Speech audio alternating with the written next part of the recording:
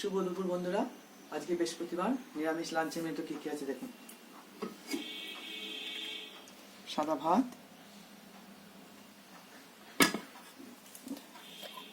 তার সঙ্গে রয়েছে পালং শাক ভাজা,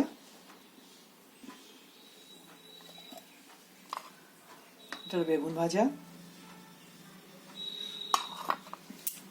এটা ঢেঁড়স আলু ভাতে, এটা টমেটো দিয়ে ডাল,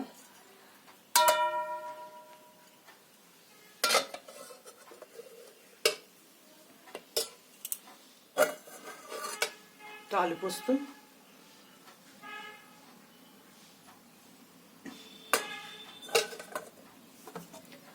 এটা পটল আলুর তরকারি।